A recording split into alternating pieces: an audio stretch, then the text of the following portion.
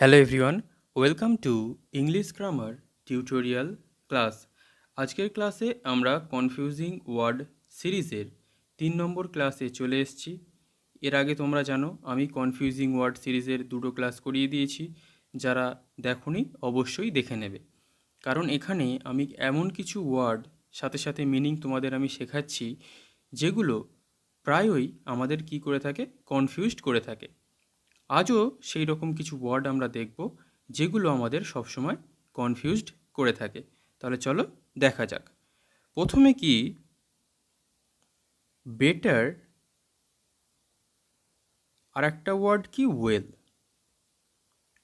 দুটো মানেই হতে পারে ভালো, কিন্তু এদের একটু ডিফারেন্স আছে। কেমন দেখা যাক। আমি যদি লিখি হি ইজ বেটার নাও, আর একবার যদি আমি লিখি হি ইজ ওয়েল, প্রথমটার মানে কি, বেটার মানে কি আগের চেয়ে ভালো। ধরো কালকে কেউ খারাপ ছিল, মানে অসুস্থ ছিল, আজ আমি বলছি হি ইজ বেটার নাও, মানে সে কি কালকের থেকে আজকে ভালো আছে।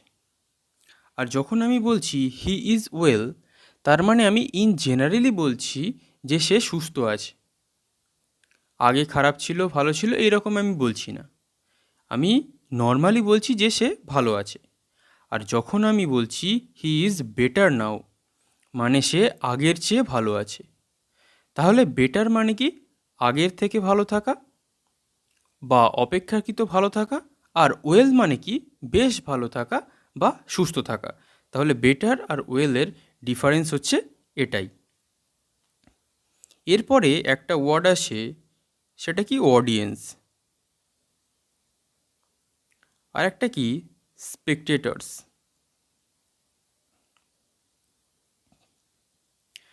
এবার যদি আমি সেন্টেন্স লিখি the singer board the audience, আবার আমি যদি লিখি দ্য স্পেকটেটর্স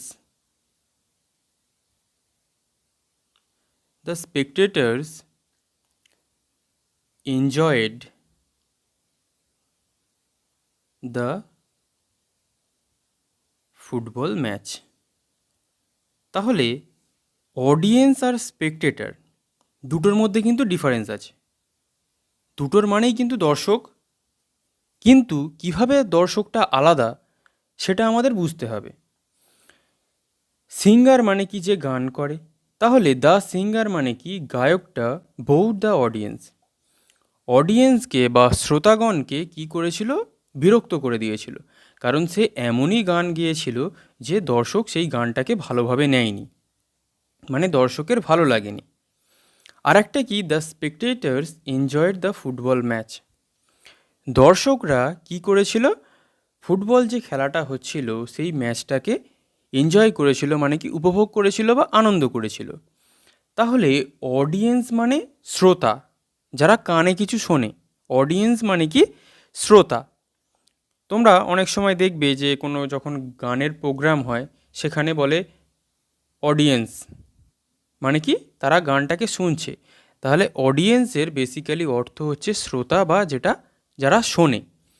আর স্পেকটেটার্স মানে কি দর্শক, যারা সেটা গ্যালারিতে বসে থাকে, ফুটবল ম্যাচ দেখে, ক্রিকেট ম্যাচ দেখে, হকি ম্যাচ হতে পারে, যে কোনো ম্যাচ যারা দর্শক আসনে বসে দেখে শোনে। যদি আমরা দুটোকেই বলি, তাহলে অডিয়েন্স স্পেশালি যেখানে আমরা কোনো গানের প্রোগ্রাম হবে সেখানের ক্ষেত্রে আমরা ব্যবহার করব অডিয়েন্স। দুটোর মানে মনে হতে পারে একদম এক, কিন্তু একদম এক নয়। যখন আমরা কোনো গানের প্রোগ্রাম, কোনো মিউজিক্যাল প্রোগ্রাম যেখানে কেউ গান শোনাচ্ছে, সে যে কোনো রকমের মিউজিক হতে পারে, সেটা হচ্ছে অডিয়েন্স, মানে কি সেটা হচ্ছে শ্রোতা। স্পেকটেটার্স মানে কি দর্শক, যেখানে মানুষ বসে কোনো ক্রিকেট ম্যাচ দেখছে, ফুটবল ম্যাচ, হকি ম্যাচ, সে যে কোনো রকমের ম্যাচ হতে পারে সেটা দেখছে, সেটা হবে কি স্পেকটেটর বা দর্শক। এরপরে একটা ওয়ার্ড আসে অ্যাজ আর লাইক। দুটোর মানে মনে হতে পারে মতো বা যেমন, কিন্তু তা নয়।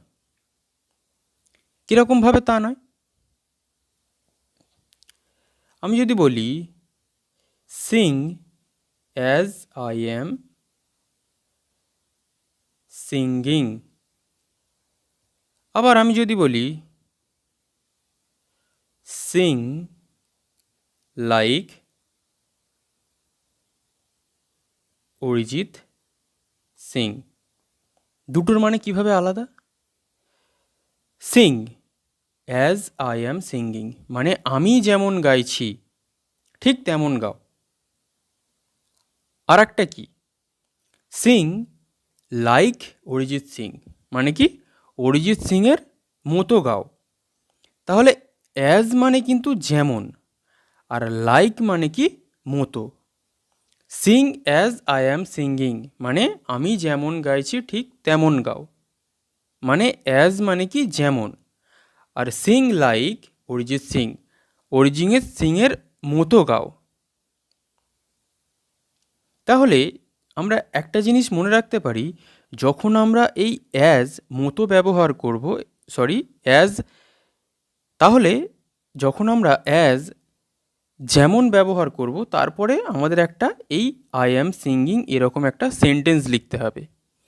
আর যখন সিং লাইক মানে মতো ব্যবহার করব তখন জাস্ট একটা এরপরে নাউন লিখলেই আমরা সেন্টেন্সটাকে তৈরি করতে পারবো।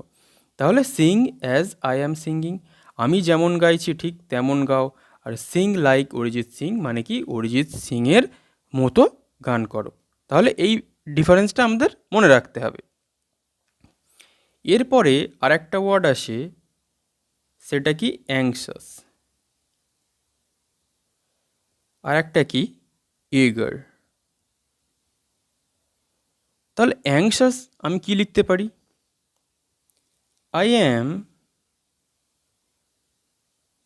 Anxious about his health. আর একটা কি লিখতে পারি? I am eager to go there. দুটোর মানে কিন্তু আলাদা। অ্যাংসাস মানে কি উদ্বিগ্ন বা চিন্তিত, যেমন I am anxious about his health আমি তার স্বাস্থ্য সম্পর্কে উদ্বিগ্ন বা চিন্তিত। ধরো তার কোনো শরীর খারাপ হয়েছে বা হসপিটালে ভর্তি আছে, আমি বলতে পারি অ্যাংসাস মানে কি উদ্বিগ্ন বা চিন্তিত। এগার মানে কি? এগার মানে হচ্ছে আগ্রহী, যেমন কি আই অ্যাম এগার টু গো দেয়ার আমি সেখানে যেতে আগ্রহী। আই অ্যাম এগার টু ডু দ্য ওয়ার্ক আমি কাজটা করতে আগ্রহী। তাহলে একটা অ্যাংশাস যেটার মানে হচ্ছে উদ্বিগ্ন বা চিন্তিত, একটা হচ্ছে এগার যেটার মানে হচ্ছে আগ্রহী, কোনো কিছু করতে সে সেটাতে আগ্রহী।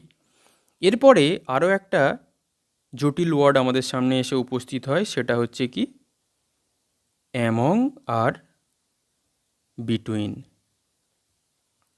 কিভাবে?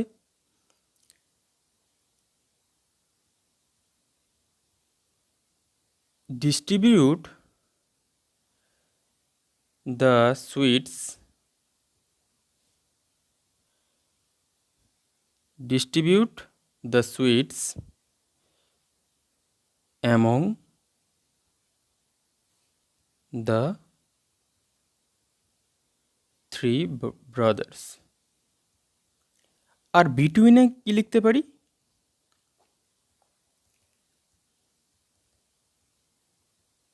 distribute the sweets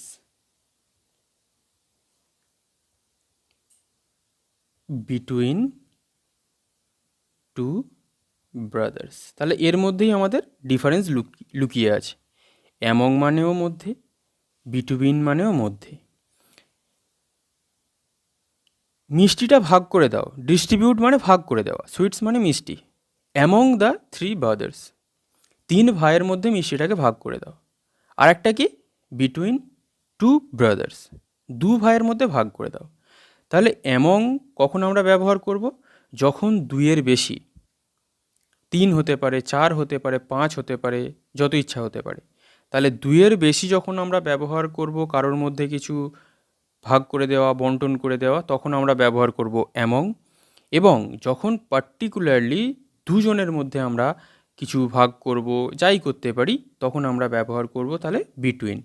তাহলে দুয়ের বেশি হলে অ্যামং, দুজনের মধ্যে হলে বিটুইন, দুটোর মানেই হচ্ছে মধ্যে। তাহলে আজকে যে ওয়ার্ডগুলো তোমরা দেখলে, আশা করছি এই ওয়ার্ডগুলো নিয়ে তোমাদের যাদের কনফিউশন ছিল আর কনফিউশন থাকার কথা নয়। যদি তোমাদের মনে হয় যে কোনো কনফিউশন রয়ে গেছে, তোমরা আমায় কমেন্ট করতে পারো, আমি তোমাদের রিপ্লাই করে দেবো। তাহলে অবশ্যই জানিও যে এই সিরিজটা কেমন লাগছে, তাহলে আমি তোমাদের জন্য এরকম আরও অনেক ওয়ার্ড নিয়ে আসবো যেগুলো তোমাদের সচরাচর কনফিউজড করে থাকে। তাহলে আজ এই পর্যন্তই। Thank you for watching.